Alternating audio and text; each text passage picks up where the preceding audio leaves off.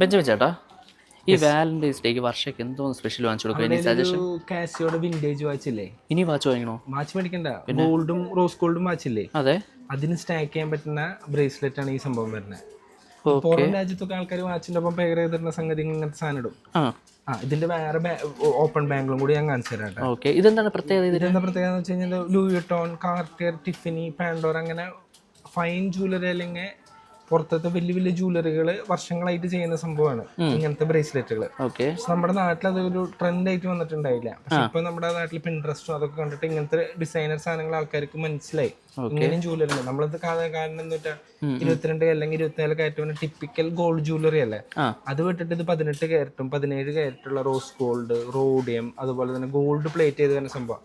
ഇതിലെന്ന് വെച്ച് കഴിഞ്ഞാൽ കുത്തണൊരു സ്വർണത്തിന്റെ മഞ്ഞ കളറല്ല, എല്ലാ ഡ്രസ്സിന്റെ ഒപ്പം പോവുകയും ചെയ്യും. ഇത് കളർ പോവോ? കളർ പോവില്ല. എത്ര നാൾ വരെ ലാസ്റ്റ് ചെയ്യും സാധനം? ഇത് നമുക്ക് ഉപയോഗിക്കണ അനുസരിച്ച് ലാസ്റ്റ് ചെയ്യും. പിന്നെ ഇതെന്ന് വെച്ച് കഴിഞ്ഞാൽ ആന്റി ടാർണിഷ് ആണ്, വാട്ടർ പ്രൂഫ് ആണ്, സ്റ്റെയിൻലെസ് സ്റ്റീലാണ്. ഇപ്പൊ ഇത്ര ഡിസൈൻസ് അല്ല, അതല്ലാണ്ട് നമുക്ക് ആദർശ ഈ ഡിസൈൻ പല ഡിസൈൻസും ഉണ്ട് കേട്ടോ. നമുക്ക് സ്റ്റാക്ക് ചെയ്യാൻ പറ്റുന്നതുണ്ട്, അതുപോലെ തന്നെ ഇതില് പല ഡിസൈൻസും നമുക്ക് ഇത് അവൈലബിൾ ആണല്ലോ. ഇതെന്ന് വെച്ചാൽ ഏകദേശം ഒരു 80 ഡിസൈൻസ് ഉണ്ട് നമുക്കത്. ഇതിലെന്ന് വെച്ച് കഴിഞ്ഞാൽ 3 കളറിലും നമുക്ക് അവൈലബിൾ ആണ്. ഇത് കൊള്ളാം കേട്ടോ, നൈസ്.